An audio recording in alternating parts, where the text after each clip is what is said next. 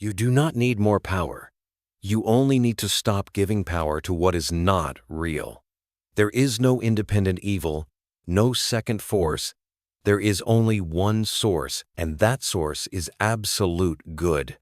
All suffering begins the moment you turn away from this truth, and every miracle begins the moment you return, not through pleading, but through the alignment of consciousness. This is the moment you stop begging and start declaring. You do not need more power. You only need to stop giving power to what is not real. There is no independent evil, no second force. There is only one source, and that source is absolute good.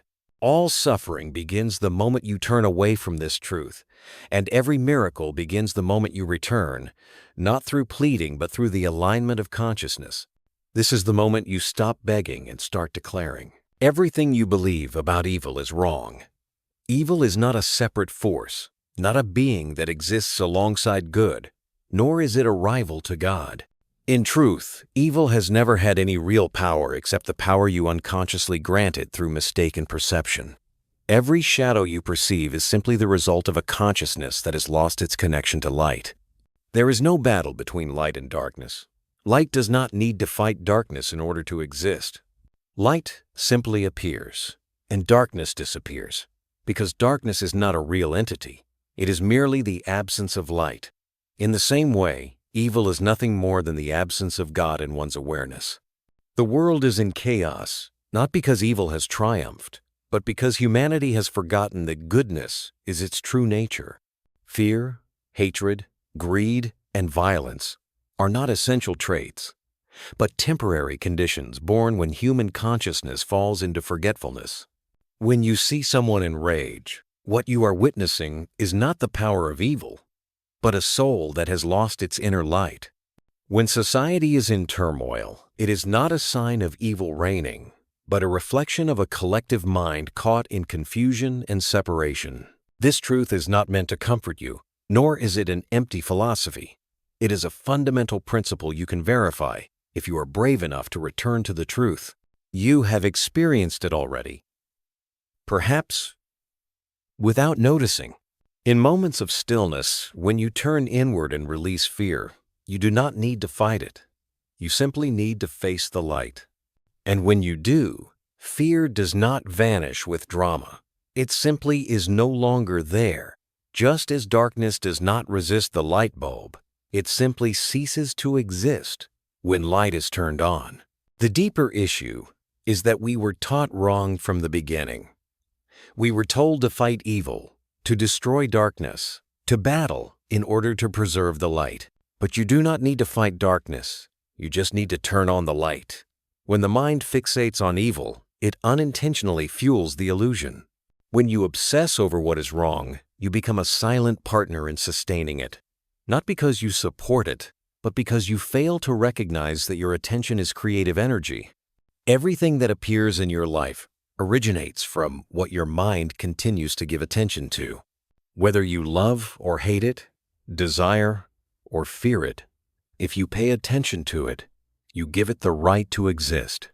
And evil only exists in the minds of those who keep focusing on the absence of God, instead of looking directly at His living presence in every moment. You may have asked, if God is all-powerful and all-good, then why do war, poverty, and injustice still exist? The answer is not found in God's nature, but in how humans interpret reality. God did not create injustice, but when people live in separation, they construct systems and structures that reflect that fractured perception. And when perception is corrected, when you return to the source, to the original light, those structures begin to crumble. There is no need to fight them. No need to destroy them. Simply stop feeding them. What is false cannot survive without the energy of your mind. So the issue is not about destroying evil. It is about withdrawing the space you give it in your awareness.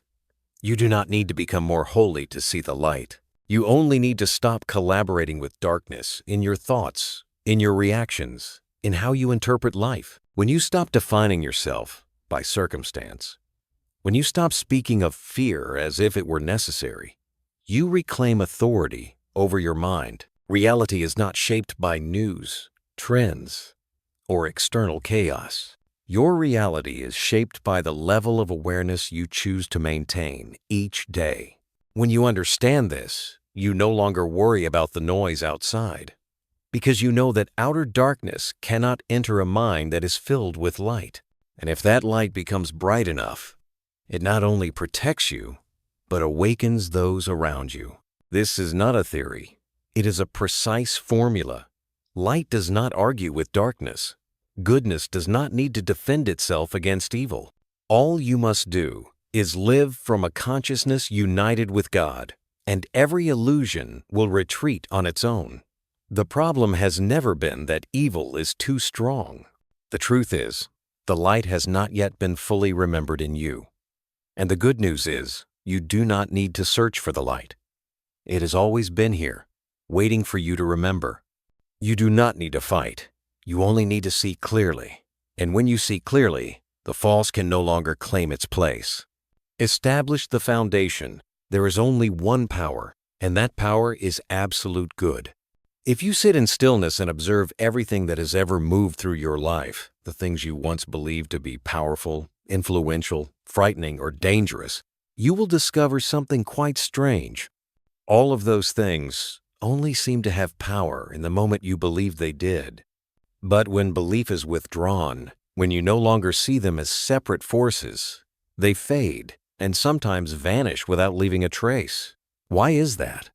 Because in the entire structure of creation, there is truly only one power at work, and that power is absolute good, or by a simpler name, God. There are not two competing forces. There is no eternal chess match between good and evil, no cosmic war between light and darkness, God and some rebellious power. Everything that is not of good has no real substance.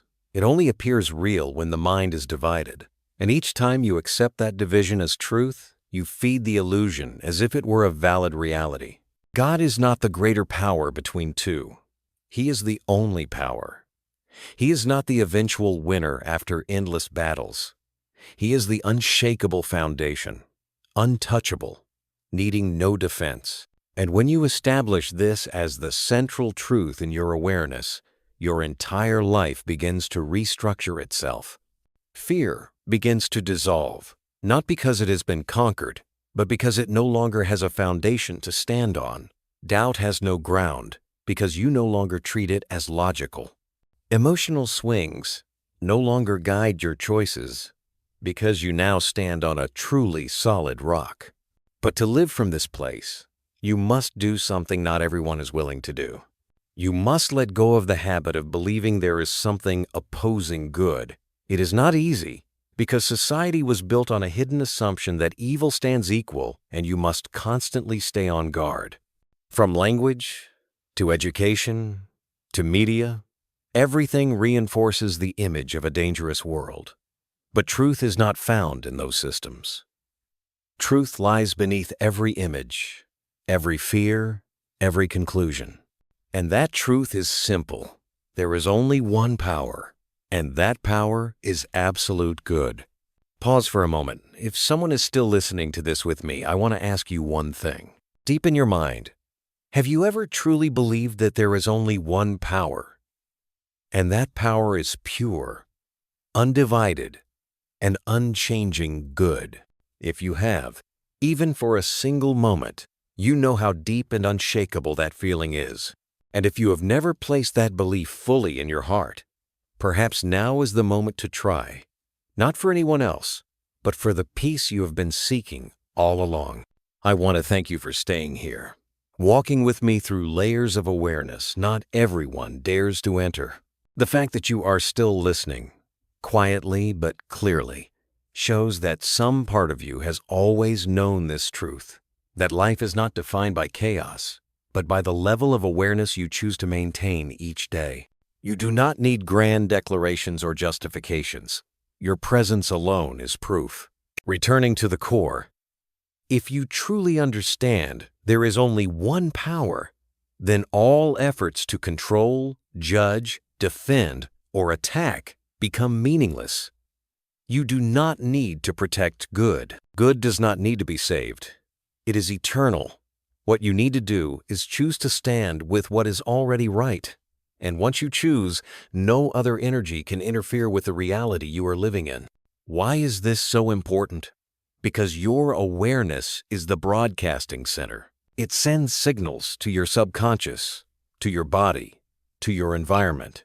If you believe there are two forces, you live in separation, and your world reflects that. But if you are firm in your faith that there is only one source, one power, one higher order, then your entire life begins to move to a new rhythm. No more struggle, only clarity. No more defense, only presence. No more silent fear within.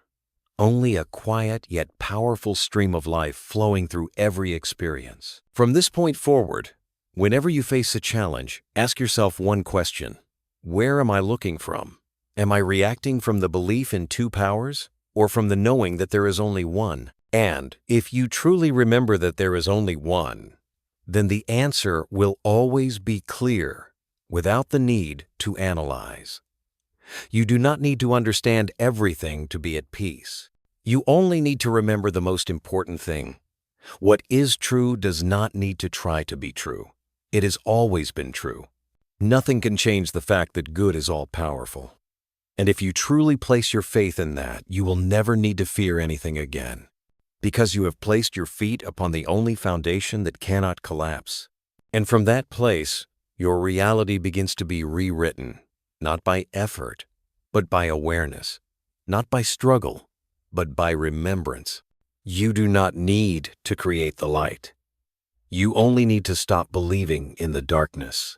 The key to transformation is not to fight the illusion, but to see with the spiritual eye. The human mind is conditioned to react through the senses. What the eyes see, what the ears hear, what touch and memory confirm are all assumed to be real. But that sensory system, when not purified by awareness, becomes the birthplace of illusion. You do not live by what is actually happening, but by the interpretation you assign to it. And that interpretation comes from a mind long trained by habit in fear, division, and reactivity. Every time you try to fight an external problem, you temporarily forget that what you are confronting is not the truth, but an illusion made to look real through a distorted lens. The key to transformation is not how well you fight, but where you see from. Every phenomenon only exists within the vibrational field of the awareness that observes it. When you see a situation through fear, you perceive a threat. When you see the same situation through peace, you find a lesson. When you see with the eyes of the soul, the eye that does not judge, does not fear, does not calculate gain or loss, you are no longer entangled in the illusion. You see the truth behind the performance. Nothing in life is a problem by itself. It becomes a problem only when you name it, attach emotion to it, repeat thoughts about it, and build a prolonged storyline in your mind. But if you simply stop, simply observe, simply be present, you will see that everything is moving in its own rhythm and order. You do not need to control it or understand it all. You just need to see clearly. And clarity does not come from analysis. It comes from stillness. In stillness, you realize the greatest truth. Nothing needs to be fixed by fighting it. Every time you are tense, struggling, arguing, or running away, you are engaging with something that is not real. Every attempt to conquer the false is evidence that you have not yet seen the true. Because when you see the truth, the false has no ground to stand on. Light does not need to fight darkness. You simply turn on the light, and everything rearranges itself. Applying this in real life does not require you to be someone special. It only requires you to pause before reacting. Instead of answering from anger, you pause. Instead of deciding from lack, you take a step back. Instead of chasing outer turbulence, you turn inward and ask what is true in this moment. When you ask from a mind connected to depth, the answer will never be combative. It will be quiet, clear, even so simple that it surprises you. But it is the only right answer, because it does not come from resistance. It comes from seeing. People often think that to change life, they must act. But action born from distorted perception will only repeat the same loop. You strive to make more money because you fear being poor, but that fear turns your money into a burden. You seek love while carrying the fear of abandonment, and that very fear sabotages every relationship you enter. Reality does not listen to your words. It listens to the frequency you emit. And that frequency arises not from the loudest part of your mind, but from its deepest layer. That is why you do not need to try harder. You only need to see clearer. Clarity does not come from knowing more, but from seeing through the spiritual eye. That eye does not confuse appearance with essence. It does not rush to label. It is not pulled by reaction. It looks into chaos and sees order. It looks into anger and sees unhealed pain. It looks at what the world calls an enemy and sees a soul searching for its way home. The mind tends to believe that if it does not react, it is weak. But real strength only emerges when you no longer need to react. When you see things from the root, you are no longer forced to play every psychological game. You can step out of an argument without needing to win. You can let someone misunderstand you without needing to explain, not because you are weak, but because you see clearly that no one can truly touch you unless you hand them the key. The key to transformation lies in a place so simple that it is often overlooked. Stop reacting and start seeing. Not with your eyes, not with your logic, but with the depth where your soul has always known. This is not something you need to learn. It is something you have always carried, simply waiting for you to pause long enough to remember. A new world does not begin from outer change. It begins from a different point of view. And when the point of view shifts, everything begins to transform naturally. If you are humble enough to stop trying to change life with force, you will begin to witness something miraculous. Life does not need you to fix it. It only needs you to see it from the truth. Truth does not need effort to be true. It only needs you to stop believing in what is not. Simple practice. Repeat 3 times a day. God is love, and only love exists. It is not grand actions, elaborate plans, or complex formulas that change your life. Sometimes, transformation begins with something so simple it seems unbelievable. One sentence, repeated 3 times a day, but if done with full presence, can become the new foundation for your entire awareness. God is love, and only love exists. It is not a comforting phrase, nor a theoretical statement. It is truth, and truth only works when you live from it, not just know about it. Each time you repeat this sentence, you are doing something very specific. You are withdrawing energy from the entire thought system that built reality on fear, division, and doubt. You are rebuilding the foundation, like an architect tearing down a cracked structure to create something new. But unlike the physical world where bricks take time, the spiritual realm responds the moment you change direction. And that shift begins with a choice to make love the only operating principle. It is not about convincing yourself that only love exists. It is about retraining your mind to reject everything that is not of love. Every time you say God is love and only love exists, you cut the stream of thoughts that would lead you back to fear. You interrupt an old chain of reactions before it explodes into emotion, words, or behavior. You are teaching your mental factory to operate on an entirely new blueprint. Your mind is a precise tool. It does not resist. It does not judge right or wrong by morality. It simply obeys what you feed it consistently. If you feed it division, it produces divided experience. If you feed it lack, it creates circumstances that reflect scarcity. But if you give it a complete principle like God is love and only love exists, it will begin to reorganize every internal system to align with that frequency. You do not need to understand it all. You do not need immediate results. You only need to be consistent. 3 times a day. In the morning when you wake up, midday when your mind is most scattered, and at night before sleep. These are installation moments when you can plant the message deep into your subconscious. And when you do this regularly, something very subtle will begin to happen. Quietly, without drama, your decisions become lighter. Your old reactions start to fade. Relationships that once felt tense begin to breathe. Not because others have changed, but because you no longer live under the old operating system. You cannot build a new life with the same old thoughts. And you cannot change your thinking just by reading or listening to teachings. You must practice. You must feed the right message at the right time, enough times, until it becomes your internal structure. This sentence is not magic. It is a signal you broadcast into the spiritual system, and that system, like a loyal field, will grow exactly the seeds you plant. Love is not a pleasant feeling. Love is an operating force with order and law. It is the creative principle, the divine intelligence, the essence of God. When you live from love, you do not just become better. You become clear, grounded, no longer dependent on conditions. You do not act to be loved because you already know you are loved. You do not need to control anyone because you no longer fear loss. You do not need to defeat anyone because you no longer feel unworthy.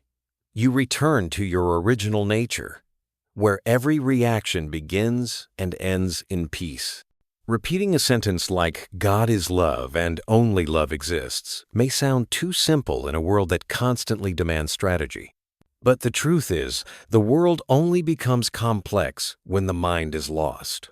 All reality is governed by simple principles. Wherever you direct yourself, your circumstances will follow. You do not need to know everything. You only need to adjust your direction. This sentence is the steering wheel. You do not need to predict how often the sea will rise. You only need to keep your hands steady on the helm. And when you are consistent, something inside you begins to change. Not from the outside in, but from the inside out. Your body becomes lighter, your mind quieter, and things that once triggered you now simply pass by. Not because you are trying harder, but because you are no longer running on the old program. You have switched the operating system. You are no longer fighting the world. You are vibrating on a different frequency. And that frequency does not resist, it simply shines.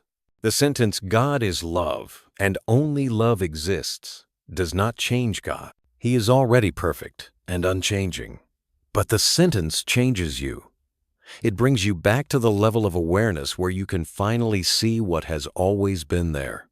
And when you are consistent, the world will respond like a new mirror, no longer reflecting fear, but only the love you have chosen to live with each day.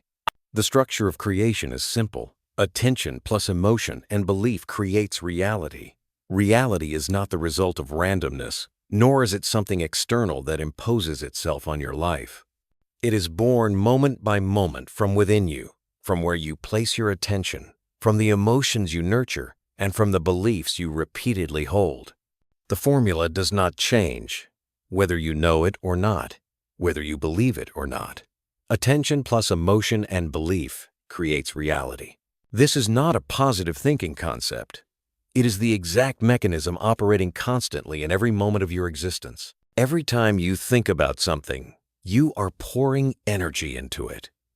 Every time you feel something deeply, you are accelerating its creation. And every time you firmly believe in something, you are closing the door to other possibilities and forcing life to reorganize itself, to reflect what you just affirmed. This is not a philosophical theory. It is the law of consciousness in motion.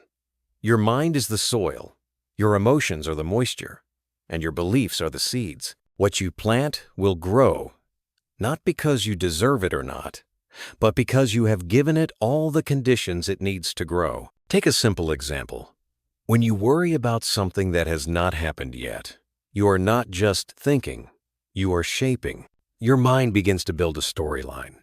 Your emotions start to align with that script. And slowly you can no longer tell the difference between imagination and possibility. That is when belief forms, not because of evidence, but because the thought has repeated enough times, and reality starts to lean toward the direction of your fear. Not because of fate, but because you broadcast a very specific signal. Life simply responds to what you transmit. On the other hand, when you imagine a beautiful scene, feel gratitude, and believe that something good is unfolding, you are not merely dreaming, you are planting a command into your subconscious. And the subconscious does not care about your background, your circumstances, or your IQ. It only receives the command and functions like a loyal gardener. What you plant, it will nurture. It does not question. It does not argue. It does not judge. The problem is that most people have left their mental gardens untended, allowing weeds to grow freely, and then wonder why life is filled with what they do not want. But if you have planted fear, you cannot expect to harvest peace. Every day you are repeating certain images in your mind. Perhaps the image of failure, rejection, or loss. And those images, paired with strong emotions and layered with hidden beliefs, form the blueprint that life quietly copies. You do not need to try to create reality. You are already doing it. The question is not whether you are creating, but from which level of consciousness you are creating. Fear-based consciousness creates just as powerfully as love-based consciousness. The difference is the outcome. Attention is the starting point. Wherever you look, your entire inner world follows. A person can live in peaceful conditions and still feel anxious, simply because their attention is fixed on the wrong thing. Another person can be facing challenges and still feel clear, because they have chosen to place their attention on something higher. Emotion is the catalyst. It does not decide the truth, but it decides the speed. When you combine focused attention with strong emotion, you push the creative process into acceleration. And belief is the final layer, the component that locks the structure and pushes it into the subconscious. Once you believe in something, regardless of what it is, you stop noticing that you are still creating it. It becomes automatic. The physical reality you are living in is the result of mental processes that have been repeated with consistency. Not every thought becomes real, but every thought repeated with emotion and belief will become part of your experience. That is why some people always seem lucky, not because they are different, but because their unconscious operates on a positive model. Just like some people always find difficulty, not because of karma, but because they unconsciously broadcast the signal that life is hard. You may not control every situation, but you always have the power to choose your inner structure of response. Each time you shift your attention away from what you do not want and toward what you choose to create, you are realigning your entire system. Each time you breathe slowly and feel a positive emotion, even for a few minutes, you are rewriting the underlying program. And every time you affirm the truth instead of replaying the past, you are redrawing the invisible map that determines your visible experience. The world does not need you to conquer it. It only needs you to stop sending it the wrong instructions. When you change your internal structure, you do not need to change the world. The world will reorganize itself. Because you are the broadcasting point, you are not looking for reality. You are generating it every second through your attention, emotion, and belief. And when you truly realize this, you stop being a victim of circumstances. You become the architect of your own life. You do not need to struggle. You only need to become aware of what you are transmitting and stay consistent in holding the signal. When you are steady, reality will shift. Not someday, but inevitably. Not approximately, but precisely. The mind is a factory, neutral, precise, and without judgment. Every experience you are living begins from an invisible operating center, your mind. It is like a sophisticated factory running nonstop, tirelessly, and without personal choice. It does not love or hate. It does not judge or sympathize. It simply follows the principle you have silently installed through your days, your thinking habits, and your repeated unconscious choices. The mind does not ask what you want. It only performs what you repeat. It does not care whether you are suffering or happy. As long as you continue thinking, feeling, and reacting in the same way, it will continue producing the same results with mechanical precision. You cannot expect a bread factory to produce chocolate if you are still inputting flour and yeast. The mind works the same. It has no goodwill or malice, only programming. And that programming comes from you. The issue is not that you once had a negative thought. The issue is that you did not realize each of those thoughts was a signature, an authorization you gave to your mental blueprint. You do not simply think about something, you assign the mind the right to replicate it automatically. And the mind is more loyal than any machine humans have ever built. It does not argue, it does not resist.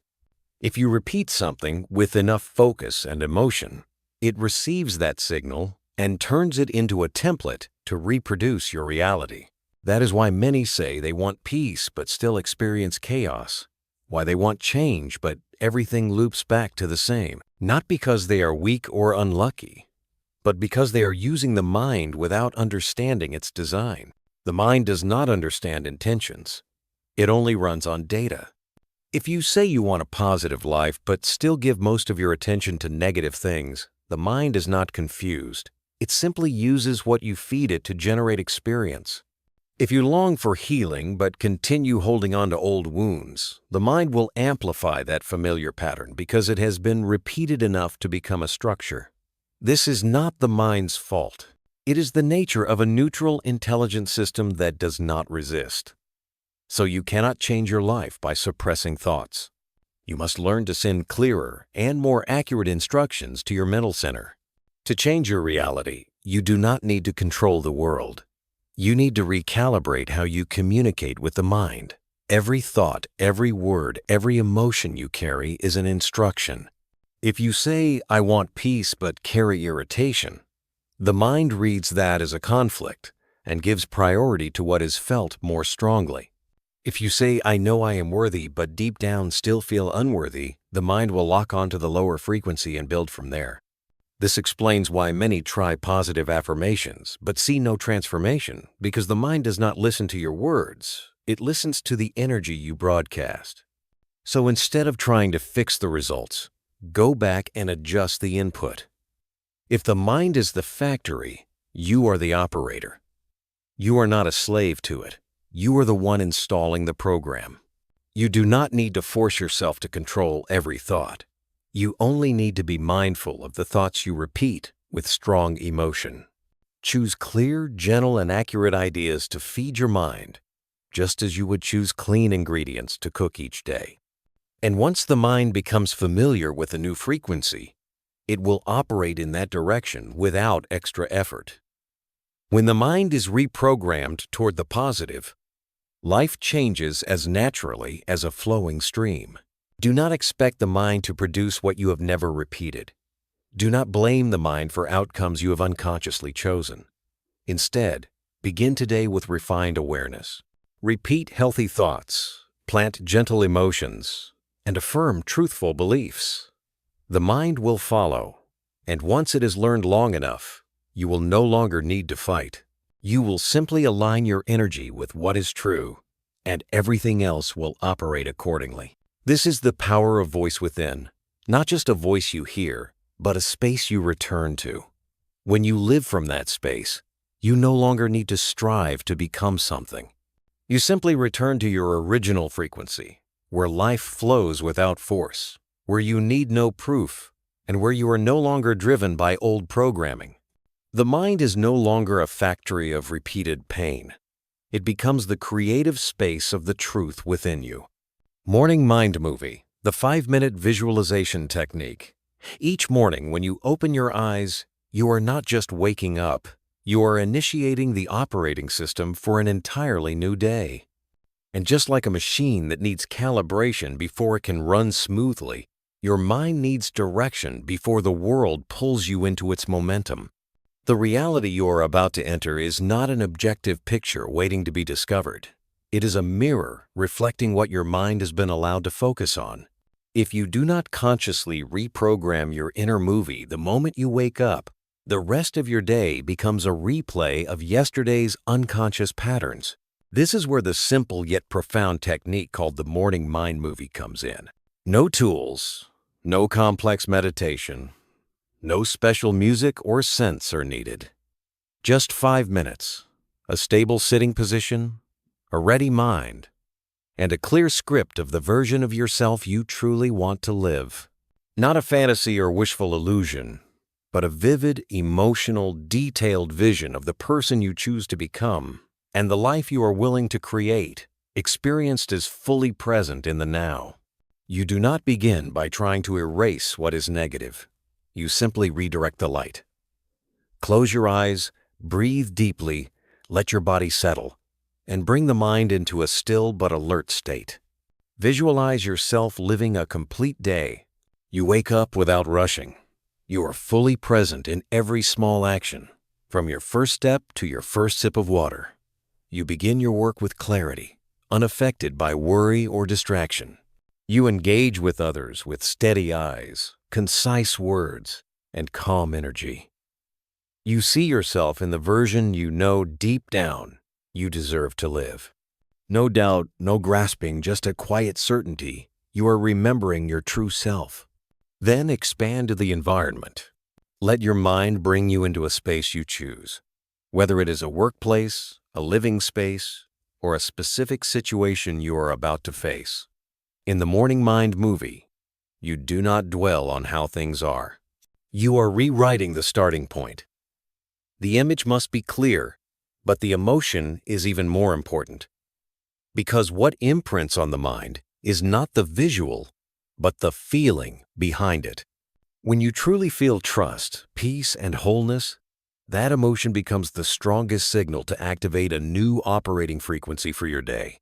The miracle is, you do not need to know every step ahead. You only need to be clear about who you are choosing to be. When the mind is saturated each morning with such a consistent signal, it will automatically filter decisions, actions, and even emotions that match that internal script. You do not need to control the whole day. You just need to plant the right frequency in the beginning, and the rest will unfold as a natural result of a well-calibrated system. The morning mind movie does not require you to be endlessly positive. It only requires you to be honest about what you want to become. If you are feeling wounded, do not deny it. But do not repeat the pain as your identity either. Visualize yourself living in healing. If you feel confused, do not force it away. Instead, create a vision of clarity, stability, and calm decision-making. This technique is not an escape from reality. It is how you lead reality instead of being led by it. Just 5 minutes each morning. No need to say it aloud. No need to try to believe it. Simply be present in the image and emotion as if you are already there. This is not fantasy. It is reconnection with the original memory, embedded deep in your consciousness. And when this becomes consistent, what was once a dream becomes your default state of being. You will no longer need to repeat it. The mind will automatically choose the version you affirmed at the start of the day.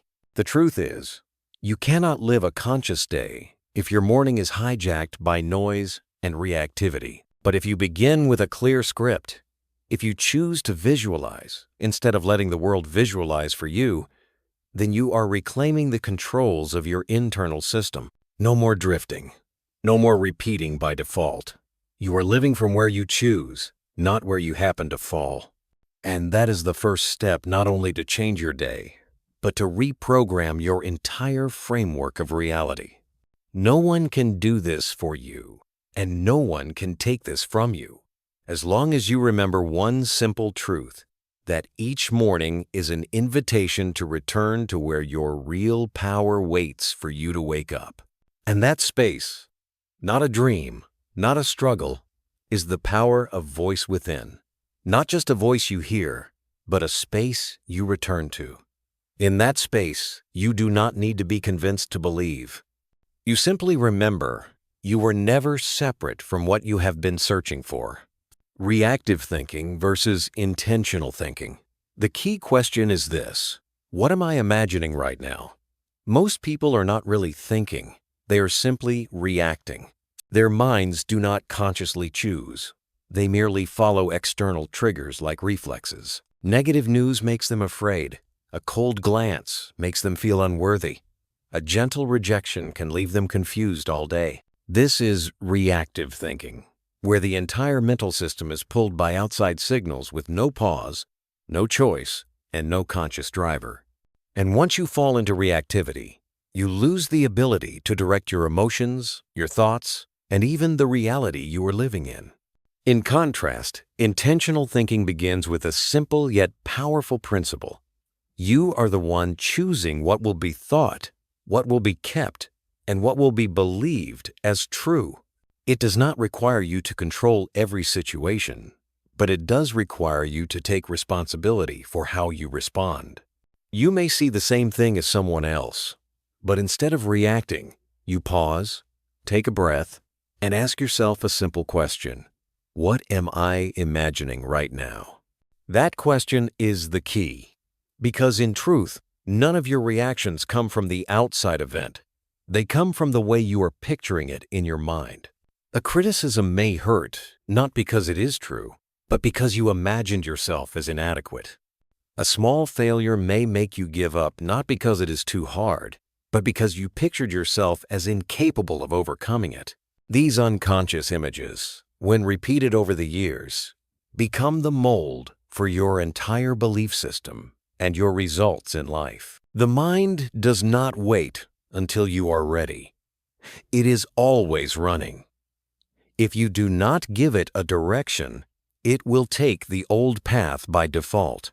And that path is mostly a chain of past reactions stored from unconscious experiences. You do not need to go back in time to fix everything.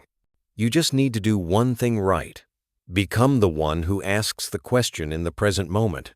The question is not for analysis. It is to break the automatic loop. What am I imagining right now is the question that brings you back to the command center before your mental movie becomes your reality. Because you are always imagining. You are always painting something in your mind, whether you realize it or not.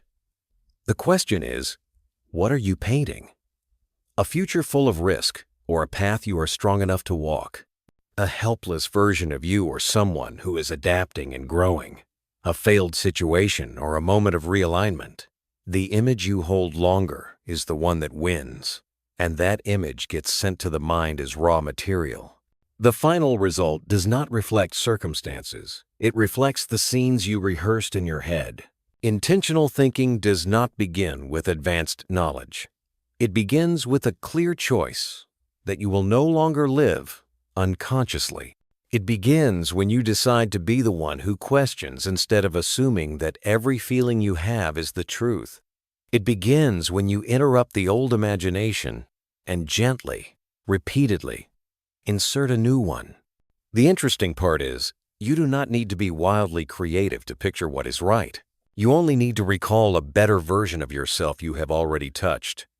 It might be an image you once dreamed of, a hope you once carried, or a feeling you once believed you could live in.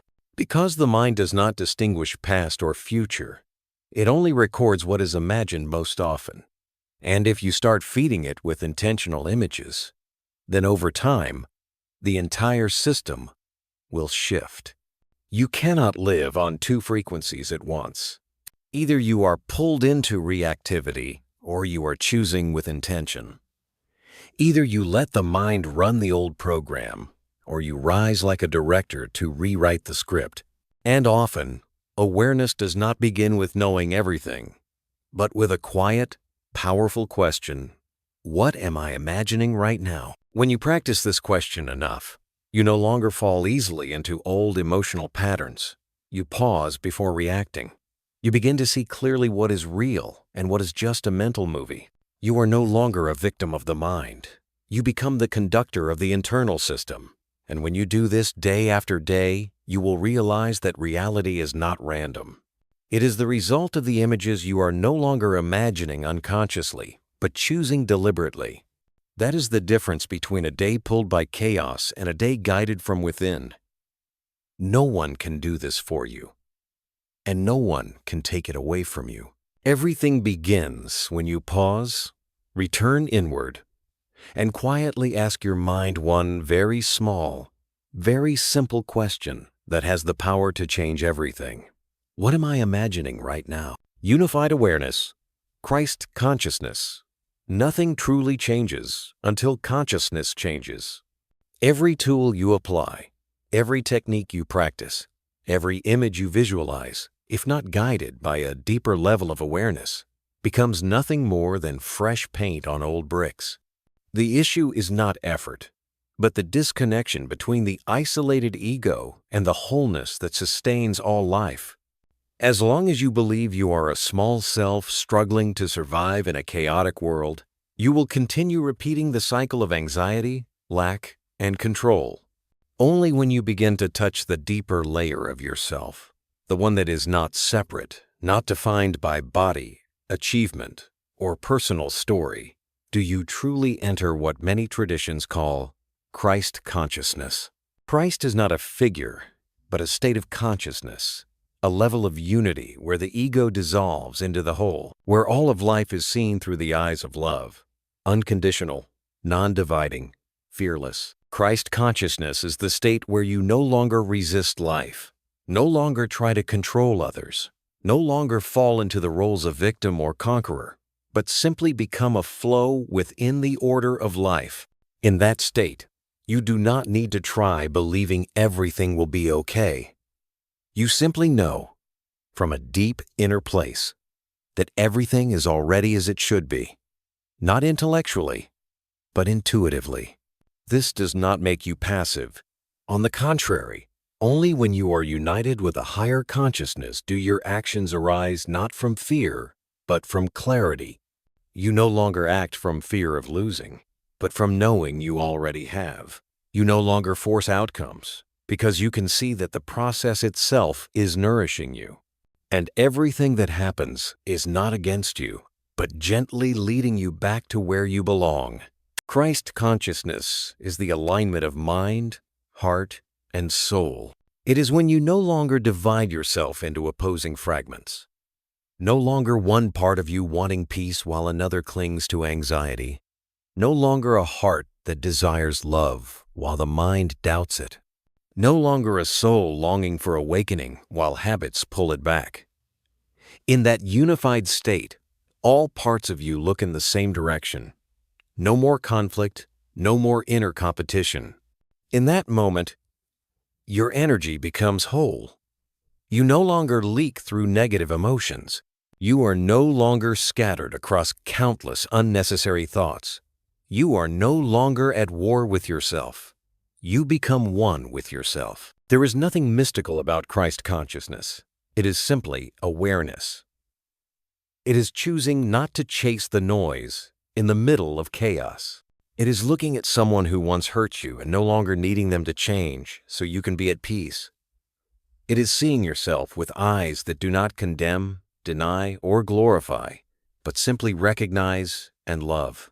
Christ does not come from the outside, not from a book or a sermon, but from the moment you pause and remember that you were never separate from that light. In that unified state, every decision becomes lighter. Every action arises from deep inner silence. You no longer need everything to go your way, because you begin to see that what is unfolding is already the most perfect invitation for you to remember who you are. Nothing is wrong when you are learning to see everything through the eyes of truth, and that truth does not come from data, but from frequency. The frequency of unity, of unconditional love, of quiet power. You can touch that consciousness at any time. You do not need to wait until your life is perfect. You do not need to live in solitude or retreat. Even in a crowded street, in an uncomfortable moment, in a night full of doubt, you can still turn inward and remember that place, where there are no more questions, no more demands, only a quiet, clear presence. There, you no longer have to try to forgive. You simply see there is nothing to forgive. Everything is just ignorance searching for the light, and that light is you. When you live from Christ consciousness, you do not need to convince anyone to believe what you live. Your energy becomes the clearest evidence. Nothing is more powerful than someone fully present without needing to prove or argue. Someone like that walks into a room and the room becomes still, not because they try to impact it, but because they are no longer pulled by it. They are the stillness, not the noise. They are the anchor, not the storm. And that unity is what the world is waiting for. Not more doctrine, but a human being who lives truth. Not more knowledge, but more presence. Not more power, but more love. And when you live from that level of consciousness, you do not need to try to spread light. You simply continue being your whole self. From that space, every word you speak, every action you take, every moment you live becomes a reminder to those who have forgotten that Christ is not far. Christ is not just in the heavens. Christ is here, in you, in me, in every breath that is lived fully without separation. The 24-hour mental cleanse, a day without judgment. No diet is more important than your mental diet. What you feed your mind each day holds more power than any food you consume. From it, you shape your emotions, your actions, and the totality of your life experience. If you constantly absorb thoughts of negativity, criticism, judgment, and resentment, it should come as no surprise when your life begins to feel heavy, chaotic, and lifeless. Your mind, like a spiritual body, also needs cleansing, nourishment, and rest. And the first step in purifying the mind is to begin a 24-hour mental cleanse free from judgment. Non-judgment does not mean you accept everything blindly. It does not mean you give up discernment. It simply means you stop pouring emotional negativity into what you observe. You stop labeling things as good or bad, right or wrong, lovable or hateful. You just see, notice, and allow, without the need to react immediately. This is not apathy. It is a higher level of awareness where you step out of the mind's old habit of judging everything to defend the small self. And when you start practicing this, you will be surprised at how often you unconsciously slip into the spiral of judgment.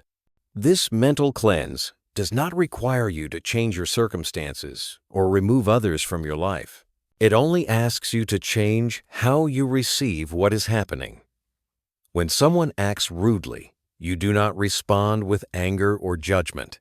You simply acknowledge. When a situation does not go your way, you do not label it as unfair or unfortunate. You simply see it as part of a larger current guiding you toward deeper awareness. And when you catch yourself judging, that is not failure. It is opportunity. Every time you notice, you take back the power to choose instead of letting your mind run on autopilot. A day without judgment is a day when you allow yourself to rest from the inner noise. You do not need to argue with anyone in your head. You do not need to replay imaginary conversations to prove yourself right. You do not need to rewrite the past in your mind to feel like a victim. All of these behaviors drain your life force without giving you peace. When you stop judging, you stop resisting yourself. You no longer look at your body with comparison. You no longer look at your life with complaint. You no longer look at someone else's journey and question your own worth. You simply exist, fully, quietly, and whole. Non-judgment opens a new space in the mind. This space is not a void, but the place where you begin to hear your true voice, no longer drowned out by criticism, doubt, or evaluation. It is the moment you return to your own inner voice. This is the power of voice within, not just a voice you hear, but a space you return to. In that space, you do not need to strive for peace, because peace is no longer hidden beneath over-analysis. You do not need to run from your emotions, because they are no longer labeled as good or bad. You only need to be present, to breathe, and to trust that everything is unfolding in its perfect timing. Try stepping into 24 hours like this. No judgment toward others. No judgment toward yourself. No judgment toward emotions. No judgment toward situations. Every time your mind wants to label something, pause and ask quietly, Is this really necessary? Every time you feel yourself reacting, replace that reaction with a breath. Not to avoid, but to choose again. This choice is awareness in action. It is the beginning of transformation. Because change does not begin with controlling the outer world. It begins with how you choose to see that world from within. And the beautiful thing is, when you truly live one day without judgment, you will feel your body lighter, your mind wider, and your heart closer to all of life. No more invisible fences built from separation. No more energetic blocks cutting off your emotional flow. You return to harmony with the rhythm of life, like water moving without resistance, without denial, without imposition. And you begin to realize life does not need to be perfect for you to feel peace. It only needs you to stop adding inner interference. This is not a challenge, it is a healing. A day without judgment is a day you choose forgiveness without needing a reason, love without needing a condition, presence without needing validation. And from that space, miracles begin to happen. Not as results, but as natural consequences. Not because you tried harder to be better, but because you stopped blocking yourself from returning to what has always been true. And when the day ends, you will realize the most precious thing is not how much you accomplished, but how much you released that no longer needed to be carried. That is the power of returning. Nothing more needed, only less in the way. And then, truth will gently reveal itself, like the light that has always been behind the clouds. Body connection. The body as the map of the mind. It is no coincidence that your body feels heavy when your mind is in turmoil. It is no accident that your shoulders tense when pressure arises. And it is not random when your stomach tightens the moment fear passes through. Every cell in your body is listening to what you think. Every muscle, every vessel, every breath is responding to the thoughts running through your mind every moment. Your body is not a tool to be ignored, nor a subject to control, fix, or force into your will. The body is the most vivid map of your mind. And if you know how to listen to it, you will find the path back to yourself. Every part of your body holds a memory. There are pains you thought you had forgotten, but your body never did. There are emotions you believed you had overcome, but they are still quietly residing in your chest, your throat, your belly. Your body does not lie. It is your most loyal companion, always honestly reflecting what your mind refuses to admit. When you deny an emotion, your body stores it. When you suppress a cry, your throat tightens. When you don't allow yourself to release, your shoulders carry invisible weight. Your body does not need fixing. It only needs listening. Connecting with your body is not about chasing ideal forms or checking in with routine health measures. It is about learning how to be fully present in your body, gently, without judgment. It is when you close your eyes and ask, "What part of my body is speaking today?" It is when you stop running outward for answers and begin to turn inward to breathe with your body. Every time you bring your attention back to the body is a moment you pause the endless chatter of the mind. A moment you choose presence over autopilot. The body is the gateway to true healing. Because you cannot release emotion through theory, you can only release it when it is fully felt in the body. Not denied, not pushed away, not fixed. Just breathing into what is present. Maybe it is a dull ache, a tightness, a quiet sadness without name. Whatever it is, be present with it like a friend. Breathe, and let the body lead you back to the root of the emotion. There, you will see that you need no technique, because presence itself is the deepest medicine. Each morning, before your day begins, take a few moments to touch your body with gratitude.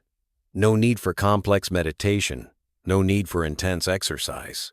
Just one hand on your chest, one deep breath, one quiet moment to whisper, "Thank you for being here today."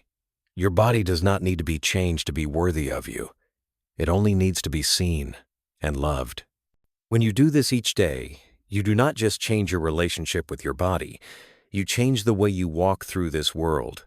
No longer someone racing for recognition, but someone living from the wholeness that blooms from within. Observe your posture, how you walk, how you breathe when something unpleasant happens. You will see that every emotional reaction has a physical signature. Anger is not just a thought. It quickens your heart. It clenches your fists. Fear is not just an idea. It tightens your belly. It makes your legs unsteady. Jealousy, hurt, disappointment, all are etched into the body like invisible codes. And only when you begin to see the body as an open book will you start to decode what the mind has hidden for so long. When you connect with your body through presence, you awaken a deeper intelligence within, an intelligence that does not come from thinking, but from direct sensing. It tells you when to rest, when to say no, when to release tears, and when to simply be still. No degree, no philosophy required, only presence in your body with respect, because you cannot deceive a body that listens to you every second. And you cannot live a full life if you continue to abandon your closest companion. Your body is not separate from your mind. All efforts to heal the mind without including the body are temporary solutions. Just as spiritual growth that is not grounded in physical experience can become illusion.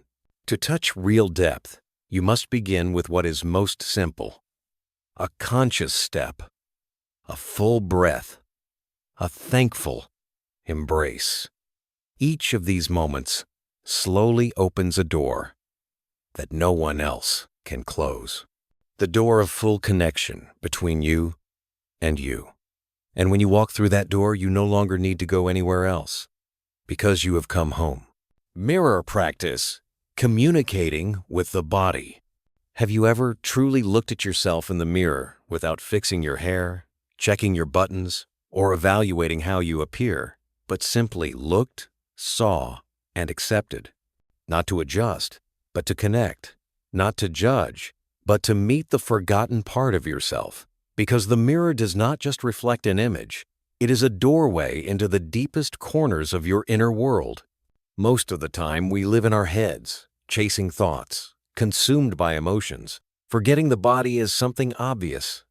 But the moment you stop and look directly into your own eyes in the mirror, something begins to stir from within. When you stand in front of the mirror, you do not need to say anything, do anything. Just be fully present, and you will remember something you have always known but often forget, that your body has been listening to you every day, every night, silently and faithfully. You may have said harsh things about it. You may have judged it, rejected it, tried to change it as if it were unworthy of trust, but it has stayed, still beating your heart, still carrying you through joy and pain without complaint. So today, try standing in front of the mirror, not to find flaws, but to find connection, not to fix, but to heal. Are you willing to do that? Look into your own eyes, without blinking, without turning away. Let those eyes guide you back to the part of you that has been forgotten. At first, you might feel awkward, uncomfortable, or even tearful without knowing why. Because you are meeting yourself, not through social masks or defense layers, but through an honest, gentle, and courageous gaze. And that is when true communication with the body begins, not through words, but through presence. You can place one hand on your heart, the other on your belly, and simply whisper, "I am here. I see you. I am sorry for the times I ignored you, criticized you, pushed you to meet expectations that were never yours. I know you have carried so much that I never acknowledged." Let your breath carry that softness into every cell. Let your gaze be the bridge that reconnects body and mind, the parts of you long separated, because no true healing happens without making peace with your body. You can also speak kind words to your body. They do not need to be poetic, just simple truths like, "Thank you for breathing. Thank you for enduring even when I forgot you. Thank you for calling me home." A few minutes each day in front of the mirror, no preparation needed, only presence. That is a sacred act, because you cannot connect to the divine while abandoning the living temple within you. And your body is that temple. Do not wait until your body speaks through pain before you listen. Listen while it still whispers. Let every mirror become a meeting place, not with an image needing improvement, but with a being needing to be seen. Because what transforms your life is not how you appear to others, but how you see yourself when no one else is watching. When you learn to look at yourself with loving eyes, you will no longer need so much validation from the outside. I want to ask you something, not for you to answer now, but to carry with you and return to from time to time. When was the last time you looked at yourself with gentleness? Not when you succeeded, not when you were praised, but when you felt flawed, wounded, conflicted, and still saw yourself without judgment. When was the last time you said thank you to your body, not because it looked good or felt strong, but simply because it was here? Maybe that moment is today. Maybe it was long ago. But whenever it was, know this: the moment you choose to return, your body will welcome you, because it has never closed the door. You just forgot to knock. Thank you for still being here, for listening to this story with an unguarded heart. Your presence is not invisible. Your listening is not silent. Because every time you touch a piece of your own truth, you stir something deep that no words can reach. And that is the real miracle. Not in outward change, but in inward awakening. Not in doing more, but in finally ceasing to abandon yourself. So if tomorrow you forget everything I have just shared, just remember this one thing. Every time you look in the mirror and smile, you rescue yourself a little from the trap of disconnection. And that is healing without effort. Just presence, wholeness, and no conditions. Financial flow does not come from your job. It flows through your job. It does not come from people. It moves through them. It does not come from the government, from clients, or from the economy. It comes from a deeper level, from the frequency of consciousness you are broadcasting each day. When you live in fragmentation, when your mind flickers between fear and ambition, between control and lack, the energy you emit becomes inconsistent. And like any natural law, money responds to that dissonance. Because money, in the end, is simply the physical reflection of an invisible frequency. It is the universe's response to the level of inner harmony you radiate. Integration does not mean inaction. It means that every action is guided by a center that holds no contradiction. When you begin from clarity, from a state of unconditional gratitude, from a deep knowing that you are already abundant on the energetic level, then your actions are no longer reactive. They are intentional without rush, flexible without control, powerful without force. And it is this state that opens the gate for true financial flow, because you are no longer seeking to fill a void.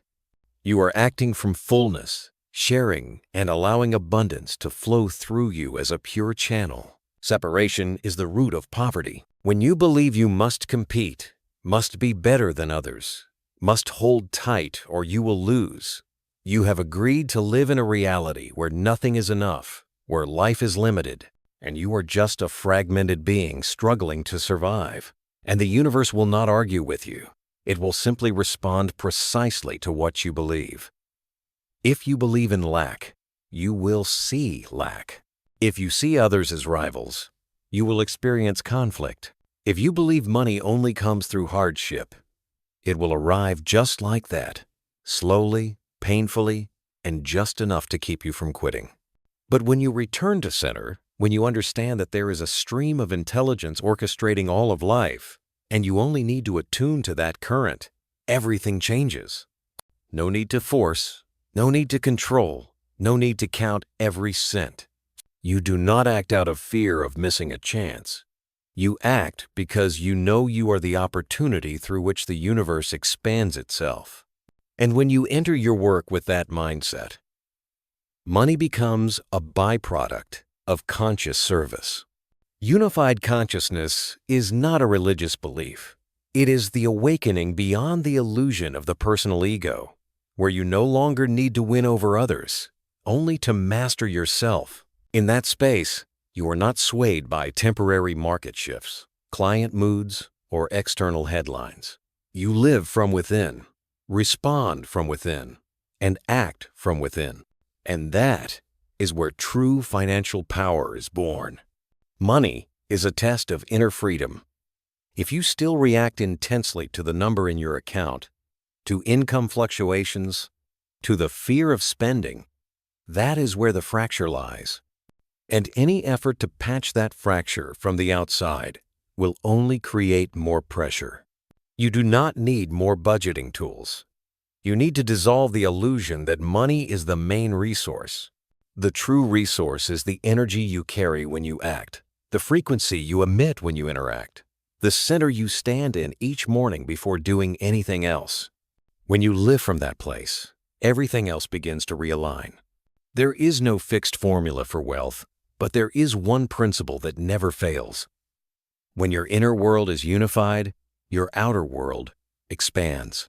When you are no longer pulled by old cravings, no longer afraid of lack, no longer trying to control every door, money finds its way to you like water seeking the low ground. And you no longer need to hold it in fear. You hold it with clarity.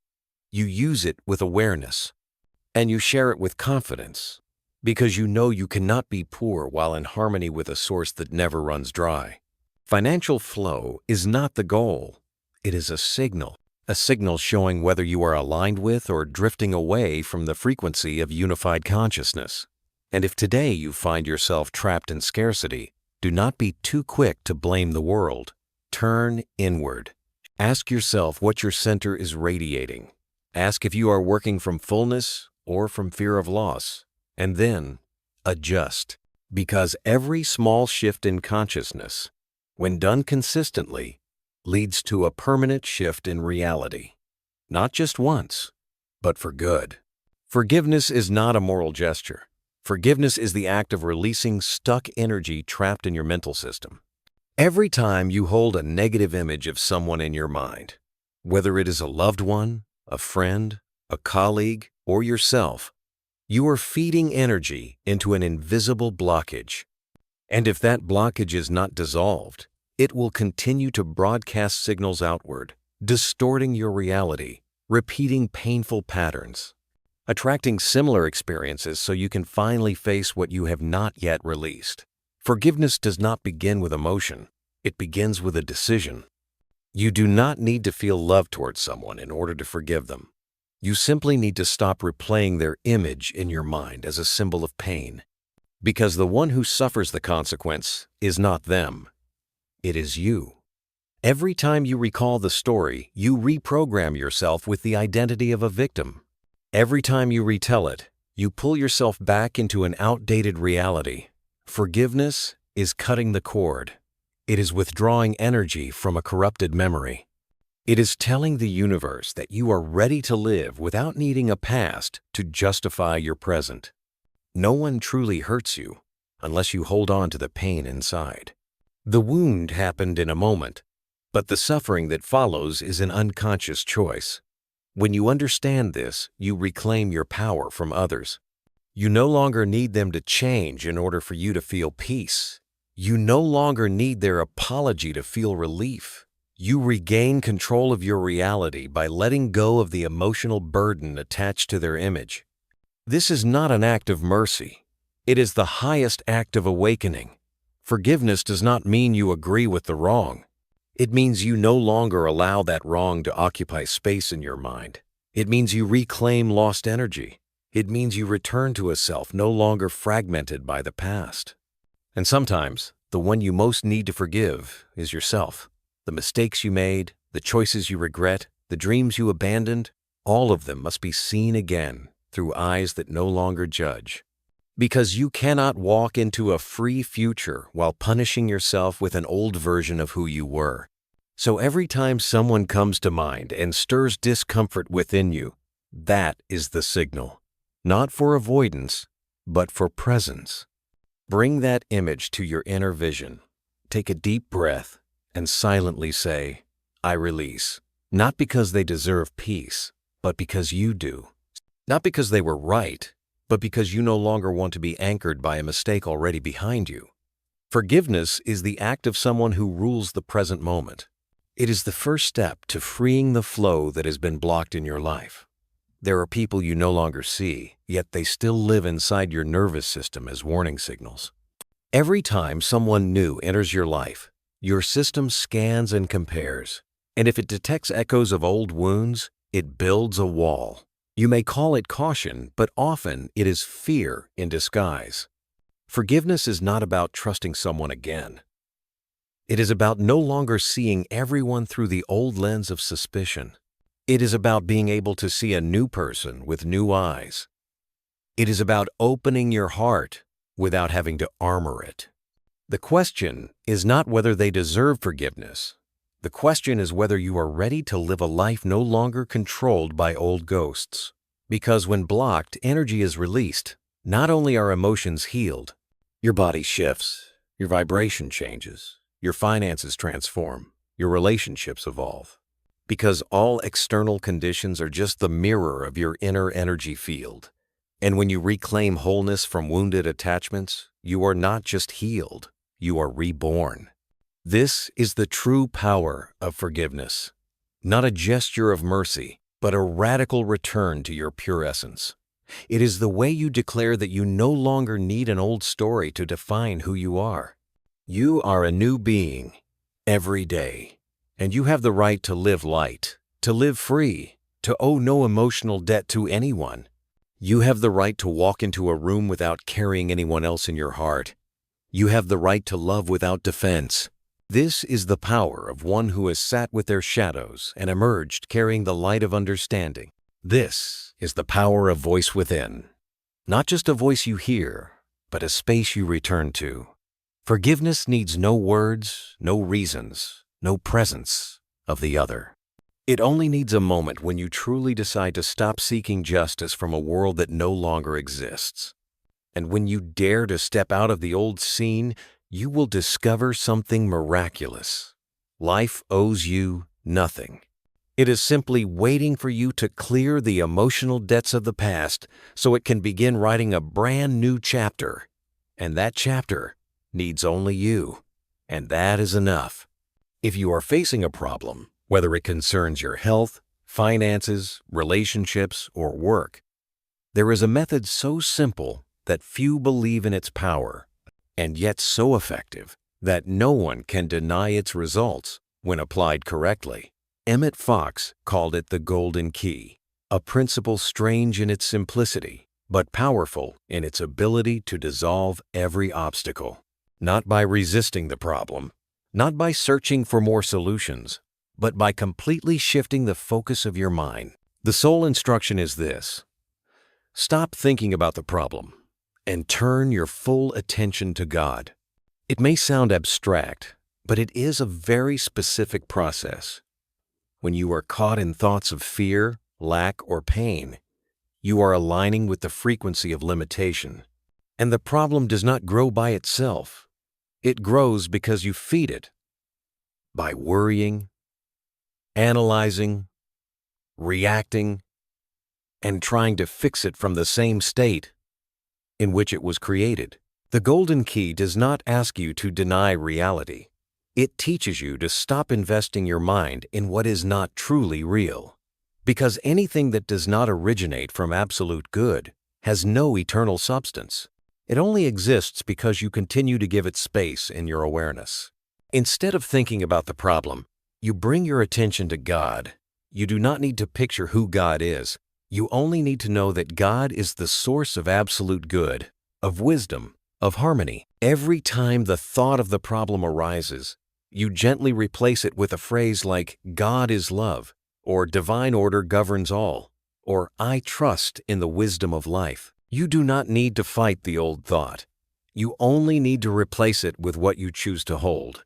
In doing this, you are shifting your awareness from a limited state of consciousness to one aligned with perfection. The effectiveness does not come from how many times you repeat it, but from how fully you give your trust and attention to it. Because the human mind can only focus on one thing at a time. You are either thinking about the problem, or you are abiding in the presence of absolute good. You cannot do both. And in this choice, you are recalibrating your entire energetic field, not just within you, but around you. Unexpected solutions begin to appear. The right people show up. New insights come to you effortlessly.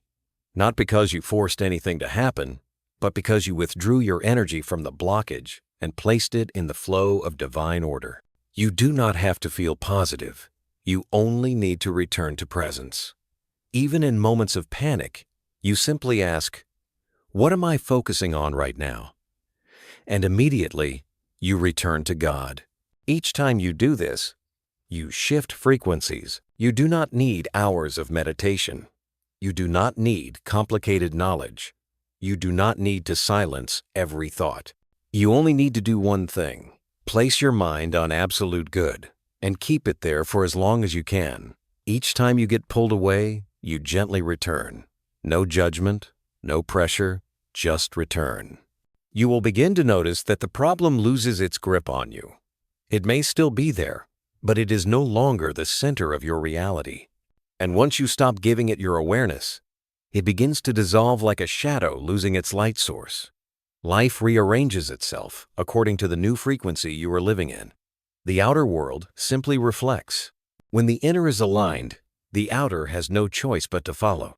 The golden key does not promise that you will receive what you want in the way you expect, but it guarantees that you will receive what is best for the evolution of your soul at the right time and in perfect order. And sometimes, that will be far greater than what you once believed you needed. The golden key is how you become a conscious co-creator with God. It is how you break free from the loop of overthinking, worrying, and controlling, and instead step into a state of gratitude, peace, and openness. You do not need to convince anyone that this works. You only need to try it. Apply it to one specific problem that has kept you awake at night. The moment the thought arises, turn your mind toward absolute good. Even if it takes 50 times a day, keep coming back. In doing so, you will discover what thousands before you have discovered, that the solution does not come from trying harder to solve the problem, but from rising into a level of consciousness where the problem no longer exists. And that is the true nature of the golden key. Not just a method, but a doorway. A return path to the place where you no longer need to struggle, but only remember who holds the key. And that one, always, is you. Scientific prayer, when rightly understood, is not a plea sent to some distant being. Prayer, in its truest and most scientific sense, is a process of tuning consciousness. It does not change God. It changes you. For absolute good is not moved by human emotions. But you can change your frequency of reception. Scientific prayer is the art of adjusting that frequency with precision, not by emotion, but by principle. When you pray correctly, you do not ask for anything. You affirm what is already true. You do not talk about the problem. You declare the state of wholeness. You do not dwell on lack. You proclaim abundance. Your mind does not need to understand how it will unfold. It only needs to remain aligned with the consciousness of completeness. Like tuning a radio, you do not alter the station. You simply align the dial, and the signal comes through. Scientific prayer is the act of bringing your mind into harmony with the divine truth that already exists. A powerful prayer is not long, not complicated, not emotional. It is sharp like a blade that cuts through illusion. Each phrase is a pillar of faith. Each word is a wave lifting your consciousness above the maze of fear. When you pray rightly, you do not feel anxious afterward. You feel lighter, calmer, assured, as if what you declared has already been done. Because when you speak with unwavering frequency, the universe has no choice but to rearrange according to that vibration. Alongside prayer comes the practice of mental purity. This is why Emmet introduced the 7-day mental diet, one of the most powerful disciplines to transform the foundation of your life. For 7 consecutive days, you commit to not letting a single negative thought linger in your mind for more than a minute. If it appears, you replace it immediately. No analysis, no resistance, just a simple redirection. Each time you do this, you retrain your thinking reflexes. You rebuild your cognitive operating system, not by logic, but by mental discipline. And this discipline, when sustained, leads to absolute freedom. This mental diet does not ask you to be cheerful all the time. It only asks you not to nourish negative thoughts. That means you may notice them arise, but you do not cooperate. You observe, acknowledge, and return to the higher center of awareness, whether through an affirmation, a spiritual image, or simply a deep breath. You choose not to enter the old spiral. Gradually, your mind becomes clearer, lighter, more precise in how it responds to life. Scientific prayer and the mental diet are two arms of the same awakening body. One affirms truth, the other rejects illusion. One rises, the other releases. And when these two processes merge, you do not just heal, you reconstruct your identity. You are no longer a beggar. You become the living embodiment of prayer. Every thought you hold, every word you speak, every action you choose reflects a deeper alignment with divine wisdom. And from there, everything in your life begins to shift without force. No one can do this for you. No teaching, no teacher, no course can substitute for your inner commitment. And you do not need to wait until you are perfect to begin. You only need to begin moment by moment, thought by thought. And if you fail in one moment, do not condemn yourself. Simply return. Begin again. Adjust again. Because every return makes you stronger, more precise, more stable on the path back to your true nature. This journey does not come with flashes of outer light. It comes with a silence from within, a quiet certainty that cannot be named, a presence that makes fear irrelevant. That is when you know you are no longer praying to be saved. You are praying as a state of being. Each day, each moment, you are building not just a new life, but a new self. A person not shaped by circumstances, but one who shapes circumstances with awakened awareness. And if you have come this far, I want to thank you deeply. Not for finishing a video, but for choosing not to turn away from truth. You are ready to live with a new operating system. You have agreed to become lighter, clearer, stronger, not by force, but by inward adjustment. If there is only one message you take from this, let it be this: you do not need to fix the world. You only need to adjust your own frequency. And everything else will begin to shift. So, starting today, begin your 7-day challenge. Discipline your thoughts. Pray with precision. Re-choose each thought. No one is forcing you to do this. But if you truly do, you will never want to return to the old version of yourself again. May you walk steadily on this path. And if you feel something within you has awakened, stay with us in the next videos. Because this journey has just begun. And I believe that somewhere along this quiet path, you will stop searching for the answer. You will become the answer life has been waiting for.